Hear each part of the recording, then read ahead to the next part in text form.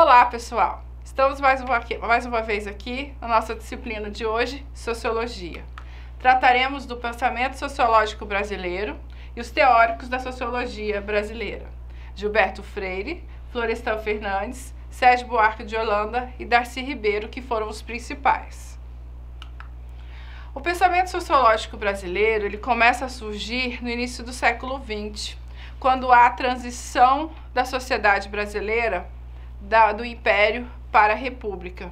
É a partir desse momento que nós procuramos construir um entendimento acerca dessa formação dessa sociedade brasileira, que até então estava presa a alguns conceitos e alguns comportamentos amarrados lá do século XIX, ainda vivenciados no colonialismo, trazido por todo um comportamento de um regime de escravidão, de uma sociedade latifundiária, elitista, rural. Agora, a partir de 1920, nosso comportamento começa a se modernizar, como diriam. Saímos da área rural, passamos a viver nas cidades e dessa forma mudamos o comportamento social. E aí surge a primeira geração de teóricos que vai analisar essa sociedade brasileira de uma forma diferente, mais aprofundada.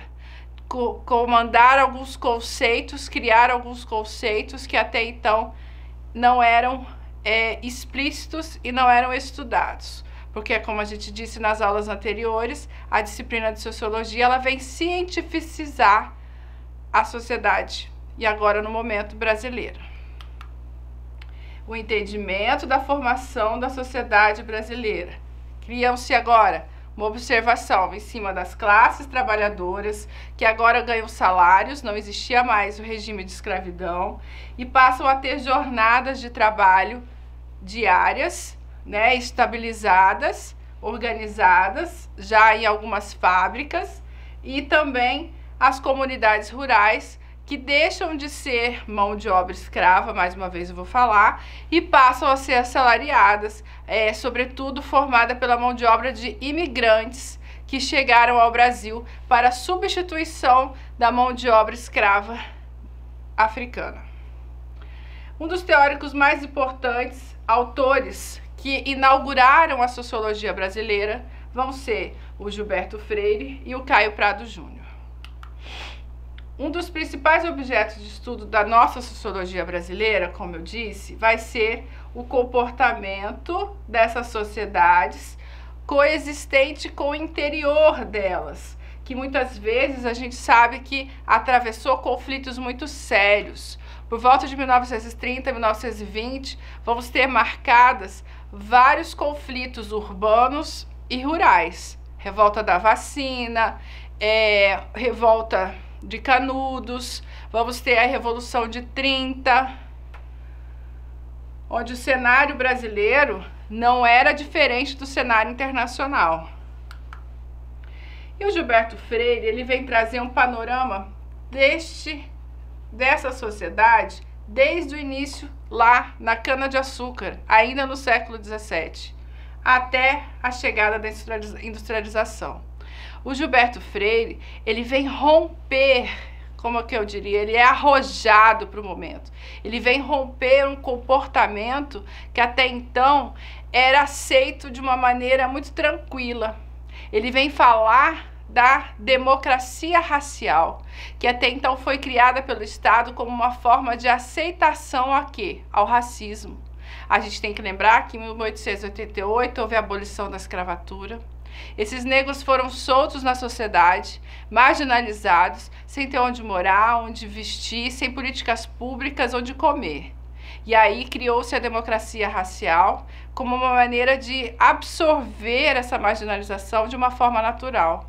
E ele vem discutir isso de uma maneira escancarada, digamos assim, na sua obra maravilhosa chamada Casa Grande Senzala.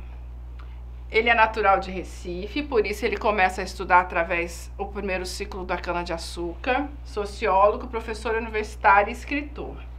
Pioneiro das ciências sociais no Brasil, onde o aspecto que ele vai tratar é sociológico, antropológico e histórico. Ele vem abordar o culturalismo da raça.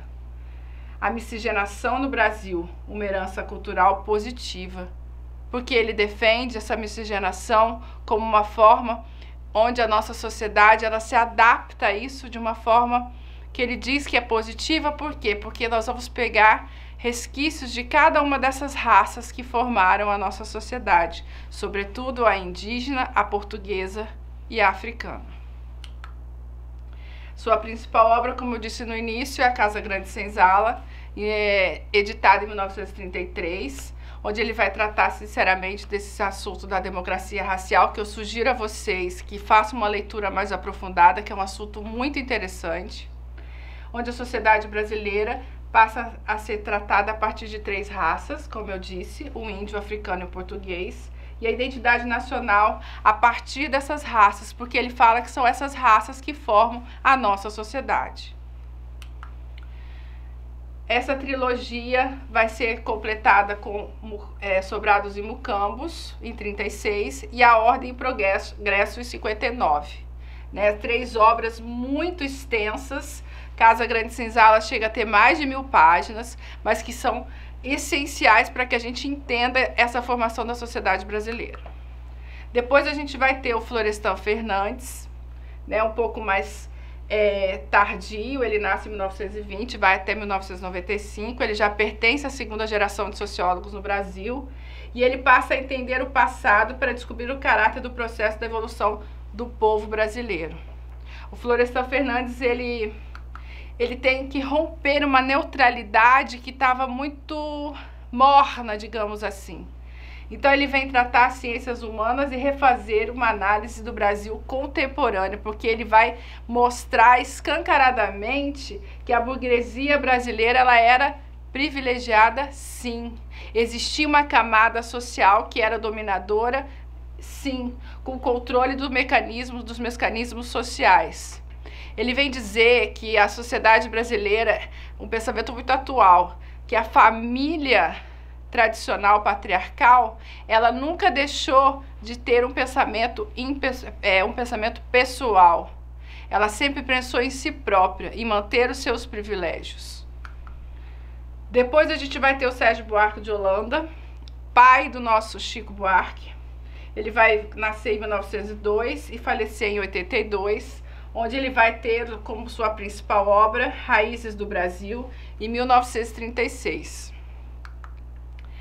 Esse pensamento ele vem trazer um aspecto diferente. Ele vai mostrar que nossa sociedade ela é encharcada de uma herança do colonialismo, que ela não se modificou ao se transformar em império, depois em república. Ela continuou carregada desses estigmas trazidos lá do passado, sobretudo dessa miscigenação formada por essas 3 raças, como eu dizia já o nosso querido Gilberto Freire.